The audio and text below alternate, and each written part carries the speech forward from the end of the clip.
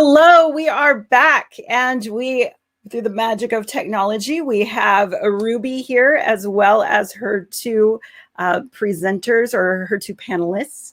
So, Ruby, if you want to click on your camera and join us. Here I am. Here she is. All right. So we are going to be doing a panel talk about how Paris is aiming to become the sustainable fashion capital of the world. But before I go into that, I just want to acknowledge the global community that we have. We know that this was supposed to be a live event, but the advantage of having this virtual conference is that we have a global community.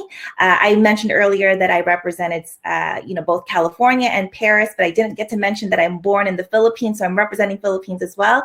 And today I have two incredible women. So I want to invite both our panelists, both Catherine and Lamaris on. If you ladies can please go ahead and turn on your cameras and your microphones, please. And while we do that, I'd like to go ahead and introduce them so we can see Catherine on screen now. Catherine, can you talk just to make sure that your mic is on? Yes, I hear you. Perfect. Hello from Paris. Yes, wonderful. Let me just bring up our presentation here. Hi, Lamaris. Thank you so much for joining us. I'm going to go ahead and start our slides. So here we go. All right. Okay, so why are we talking about this subject? There's been a goal that Paris wants to become the sustainable fashion capital of the world by the year 2024 in coordination and in alignment with the next Olympics. We know that that's a big feat. There's a lot of incredible cities around the world who are also having a sustainable fashion movement, but historically, the fashion industry in Paris has been very concentrated. A lot of big key fashion brands and players have been in Paris, and also the history of clothing manufacturing has also been here in this city. So it's an important place to talk about this conversation because it does impact the industry as a whole. Today for our panel, we have Catherine Dauriac, representing not only Fashion Revolution France, of which she is the country head, but also she is an editor-in-chief and founder of Humade Magazine, a publication that talks about the political, social, environmental impact of fashion. She's also spent a long time, decades, consulting with young fashion designers. So she knows a lot about the industry, and I'm excited to hear what she's going to be able to share with us today. We also have, streaming in from Puerto Rico, Lamaris Lorenzo. She is in Puerto Rico now, but she's also based in Paris. She is the founder and head designer of her own label, Lem Lorraine. I'll let her tell you more about that later. But she is also a fashion professor for IFA, that I believe that's the International Fashion Academy.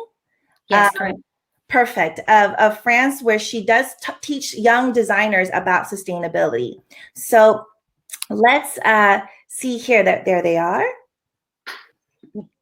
So let's talk a little bit about Fashion Revolution, because we know that this week is Fashion Revolution Week. So let's start off with Catherine. Catherine, can you tell us a little bit about what does Fashion Revolution look like in France right now? This week was amazing. It's not finished for the moment because tomorrow is the last day. But this year we were locked down, so we didn't have physical events as usual. But we made in France, we made a lot of live on Instagram, and we collect a lot of people. We doubled our followers on Instagram in 1 week. It was very astonishing. And this year we focused on consumption, composition in the materials, condition of labor, and collective action. So it was a big deal. Yes. And would you say that the general French public is quite aware of sustainable fashion here, or is it still a growing awareness? I would say 10% of the people in France are aware, but not more. So we have a lot of work to do for the future. Yeah. And I guess also what would be helpful is how would you say in the French society, how do they define sustainable fashion? Or maybe for you, how do you define sustainable fashion? I'm sorry, I didn't get the word. Yeah, how do you when people ask you what is sustainable fashion, what would your response be? Sustainable fashion is all about environmental issue and social issue. You have to put all together. There is not environment on one side and social on the other. Yeah. Sustainable fashion is social at first. It's social because you know the condition of the labor, the workers is very bad at the moment.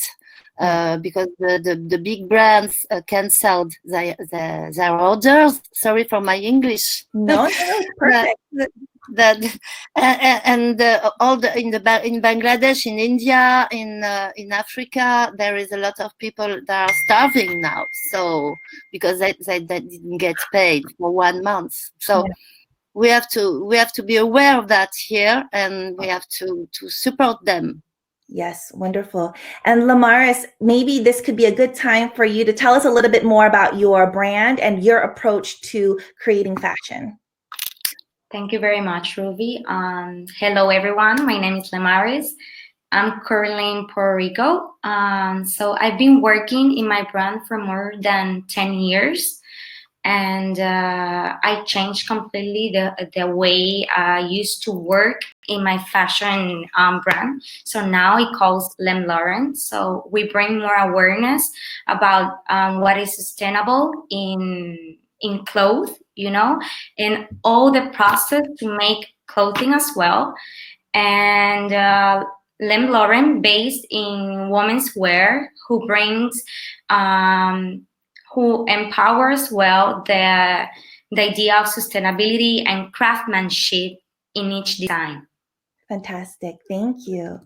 So the next question that I have, maybe this could be for Catherine, and Lamaris, you're welcome to join in too, but I guess my question is, why is this a priority for the city?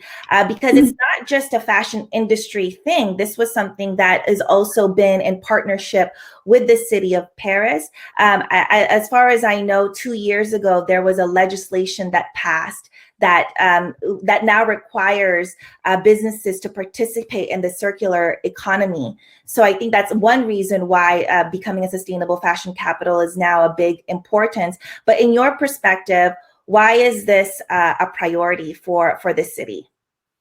Yeah, Paris is one of the first major capital of fashion, so the responsibility is enormous.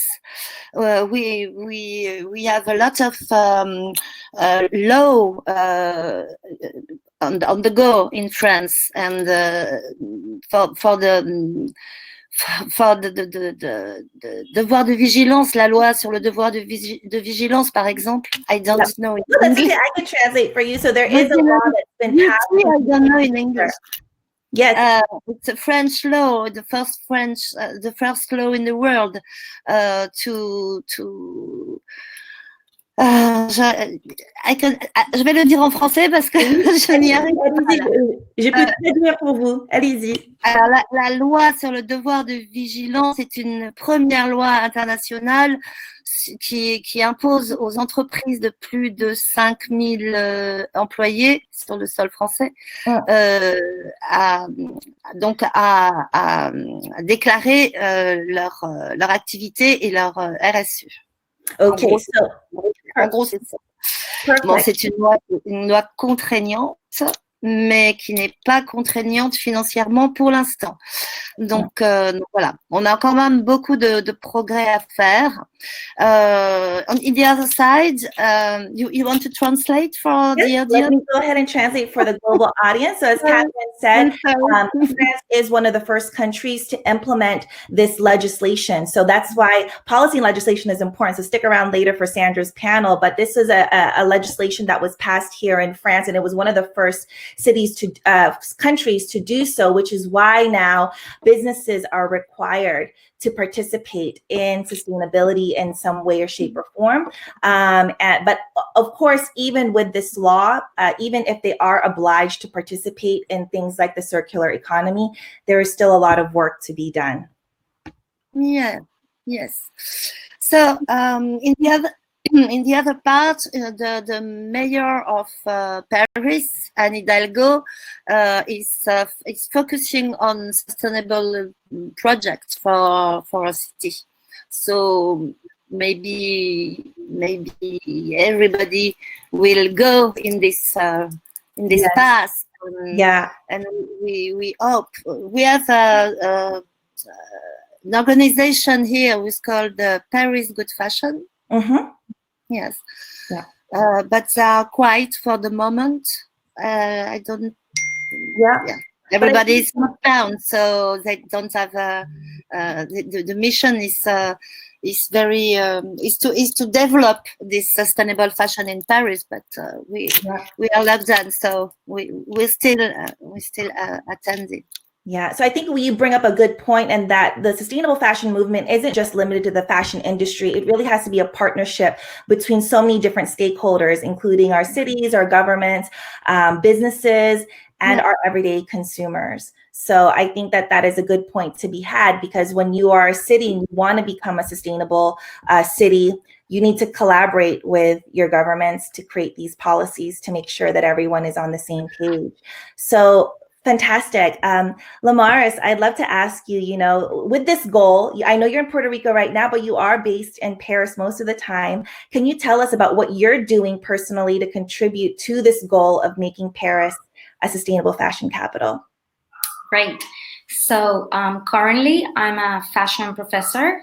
I teach textile technology and sustainability for a bachelor program. So basically, my contribute, right, to make a Paris sustainable fashion capital is to encourage my students, to